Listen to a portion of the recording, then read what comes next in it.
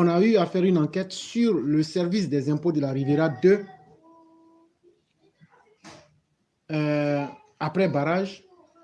Et depuis pratiquement 2 semaines, comme dans plusieurs centres d'impôts, on a constaté qu'il n'y avait pas de connexion, puisque leur connexion est différente des connexions usuelles ou ordinaires que les uns et les autres utilisent.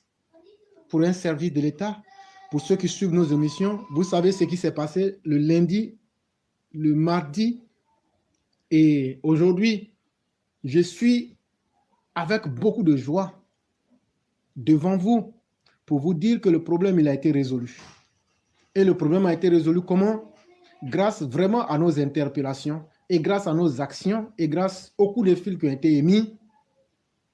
Il faut dire merci à Mme Thiam de la Direction générale des impôts. Il faut dire merci à M. Kofi John et merci à Mme Sarr et toute son équipe. Parce que de façon très diligente, de façon très ponctuelle et très professionnelle, l'information est partie profondément là où on n'espérait même pas. Et je vous jure que depuis hier soir, environ 17 heures, en moins de 24 heures, cette affaire qui durait depuis 2 semaines, solution a été trouvée hier soir même. Et donc, tous ceux qui ont payé les impôts depuis 2 semaines en Côte d'Ivoire et tous ceux qui n'arrivaient pas à payer leurs impôts en ligne peuvent confirmer aujourd'hui que c'est chose faite. Et avec preuve à l'appui, je puis vous dire que tout le monde peut rentrer dans ses droits comme il se doit. Et c'est avec satisfaction que ce soir même, l'équipe EPV, vous comprenez de quoi il s'agit, a été reçue par le service des impôts de la Riviera 2. Et la chef de centre, qui s'appelle Mme Sarr, a reçu l'équipe EPV avec M. Kofi Johnson, ainsi que les différentes directrices. Et nous avons eu une réunion très cordiale. Mais au-delà même de cela, à la suite des coups d'appel que j'ai eu à émettre, nous avons reçu ce que nous espérions. Les gens ont reconnu le mal que cela posait aux contribuables. Et ils ont reconnu aussi le fait qu'une telle attitude de ne pas pouvoir satisfaire le client pourrait donner une mauvaise image même de la Côte d'Ivoire et décourager les investisseurs, non seulement à investir, mais à payer aussi les impôts. Parce qu'en réalité, personne n'aime payer les impôts. Mais une fois que vous vous déplacez, vous prenez de votre temps, vous prenez l'argent pour payer les impôts et que vous avez des désagréments, cela peut justifier votre découragement à ne pas payer les impôts. Et donc, j'ai dit à tous les citoyens, si nous n'avions pas parlé, ce problème n'aurait pas été résolu.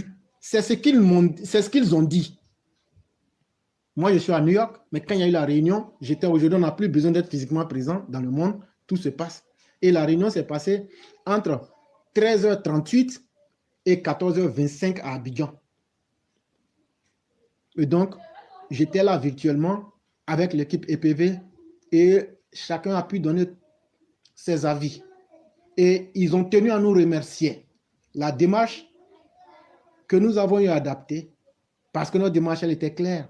Elle n'était pas de s'attaquer à des personnes individuelles, mais elle était notre méthode de s'attaquer à une manière qui n'est pas bonne dans notre administration et à la corriger. Et malheureusement, sinon heureusement, il fallait donc faire des victimes. Et certaines personnes ont peut-être ont passé là-dedans, mais toujours est-il que quand on s'est expliqué, nous demeurons des humains sur la terre. On leur a bien expliqué que si c'était à refaire, même 10 fois, on referait la même chose sans état d'âme. Je dis bien sans état d'âme. Mais à la fin de la journée, une fois que les problèmes sont réglés, l'aspect humain vient à prédominer. Et même du fait que nous ne soyons pas dans le faux, on a tenu aussi à présenter nos excuses au cas où on aurait blessé certaines personnes. C'est vrai, ce qu'on a fait juste, ce qu'on a fait normal, mais on peut blesser aussi des sentiments humains. Et nous avons présenté nos excuses pour ces sentiments humains-là, sans toutefois aucunement regretter l'action que nous avons posée. Et comme je l'ai dit moi-même devant tout le monde, si c'était à refaire, on la referait plusieurs fois. Et donc, je tiens à remercier tous les EPV d'Abidjan. Je dis bien tous les EPV d'Abidjan. Quand on dit EPV, ça veut dire élève, éclaireur, pro, vérité. Voilà, c'est ce que ça veut dire. Et tout le monde, moi-même y compris, nous sommes tous des EPV. Et donc, je vous dis merci parce que vous avez donné de votre temps, de votre courage, de votre détermination pour corriger une situation qui mettait en mal le fonctionnement même de l'administration des impôts depuis 2 semaines. Et je tiens en toute sincérité à vous féliciter pour cela et à vous dire merci et extrêmement merci pour tout ce que vous faites tous les jours.